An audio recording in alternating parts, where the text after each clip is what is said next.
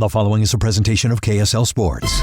First and 12. A total roundup of BYU and Utah football and the expanded Big 12 Conference. Subscribe to the First and 12 podcast. Your hosts are Mitch Harper and Alex Kirry on KSL News Radio.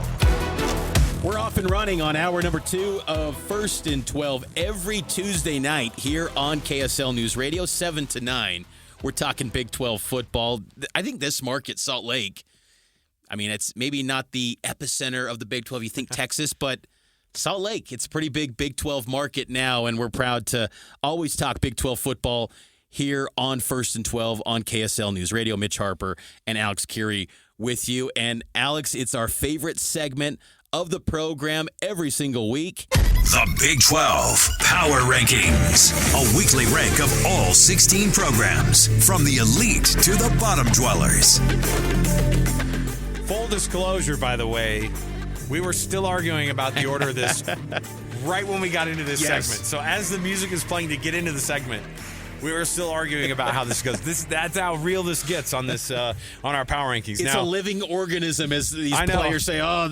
Hey, coach, is someone going to play? Well, the injury report's a living organism. It's going to get those conference games going soon, so we get those availability reports. But I digress. Well, the thing is we have to agree. That's it. We have to have a two-person consensus on how this thing goes. And so, if one person feels extremely strong about one thing and about one team, or about making just a switch here and there, we're typically pretty good about being like, oh, yeah, that's a good one. Yeah, I'm okay with that. Sometimes it's like, I don't know, man. And then we make an argument, and here we go. So these are the power rankings, at least if we see them into week 2 of the season. So should we go top to bottom? I can't remember how we usually do this. Let's go to the top. Let's highlight the good. We put TCU to the very top, number 1. Yes. I think we both agree that it wasn't just the best win that we've seen so far in the conference. It was an absolute blowout, and it was in front of everybody. For everyone to see how good that TCU Sonny Dykes offense can be, the Horned Frogs, despite the fact that everybody else was ready for them to lose to Bill Belichick at Chapel Hill, first game of the year, they go into an SEC venue, which, say what you will about North Carolina, nobody looks at that and goes, wow, what a disaster of a stadium to go into. Good luck to the people who have to play there. Never thought that, but you know what? TCU was overlooked by everybody, except for us, who watch how things go in the Big 12. We knew TCU was going to be good. I didn't know about a 5-touchdown favorite, good, but I didn't think the same thing with Utah, who we put at number 2. So these are 2 very, very sharp teams. They're the ones who got the biggest wins over the weekend. Excellent performances by both of these groups. TCU now has a ground attack and a defense. Year 2 with Andy Avalos in that 3-3-5 scheme. Kavorian Barnes, the UTSA transfer, veteran guy in college football at running back. He's going to be a good one. And then Utah, I just thought they were brilliant, and I think shame on me for having questions about their defensive line in the interior, because I really thought the loss of Keanu Tanavasa would be significant for them. But those young guys in the interior, the defensive line for Utah, suffocated UCLA. Nico seemed completely lost. And you got to think Nico Iamaleava, he's probably kicking himself. Tennessee's flying high with Joey Aguilar, who was at UCLA.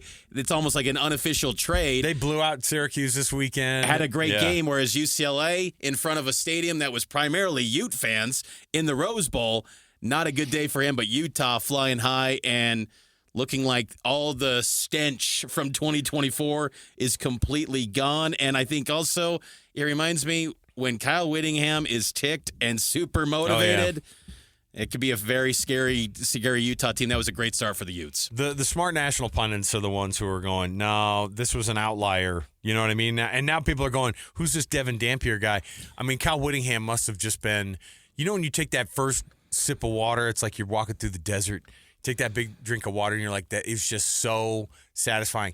That 20-play, 90-yard drive that took almost 10 minutes off the clock in the third quarter, that was the giant chug off of that cold ice jug of water for Kyle Whittingham after he got through the desert of last year's 5-7. And he just must have just been, oh, my goodness, that feels right getting this one. Arizona State at third, not any reason except for, they had a sloppy game against Northern Arizona. They're still a ranked team. They're still right there. And I think they'll be fine. You just got to clean up a couple of things, and you get a 20-point win, and you have to clean some things up. I think that's kind of a coach's dream, to be able to ding your team on some stuff, and you still get the win. And the great thing, though, about ASU, the stars that we've talked about a lot, Levitt and Tyson, they looked awesome. Levitt goes for 257. Tyson had 12 catches, 141 yards, and 2 touchdowns. Yeah, that'll be good. Arizona State's going to be okay. They just had a lot of penalties. The most penalized game in the Kenny Dillingham era, which is year 3, 12 penalties. They got to clean that up. And good way to, like you said, to have areas to clean up after a 19-point win for the Sun Devils. Number 4, Iowa State, who's 2-0, had a dominant victory over South Dakota, 55-7, which was weird to see on network TV. But hey, that's the Big 12. They give you some good spotlight opportunities in this new media rights deal. But Iowa State holding steady at 4, and then number 5. Texas Tech, a little bit because of TCU and Utah's rise, caused this drop. We still like Tech, but also the uncertainty with Baron Morton and his health when you project long-term and power ratings. That's why there's a little bit of a dip for the Red Raiders. Yeah, and I think that also, when you look at it, the Big 12 has Utah, Texas Tech, Iowa State, and Arizona State in the top 25. They could very well, BYU's right there knocking on the door. Yes. They're the next one receiving votes.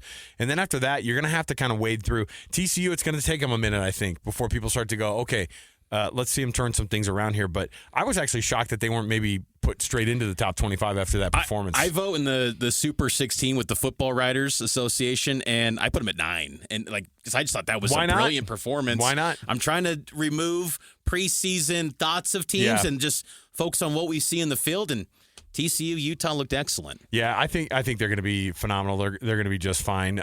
So Texas Tech at 5, BYU 6. Put them ahead of Kansas, who's at 7. Baylor at 8. Houston at 9. Arizona goes up to 10. And frankly, they could maybe even be, I don't know. It's a little early still, but that's why this happens, right? We look at this and we make these lists, and Arizona we kind of were down on, and so that was a big jump for them to be able to have that huge win over Hawaii, to put up 40 on them there.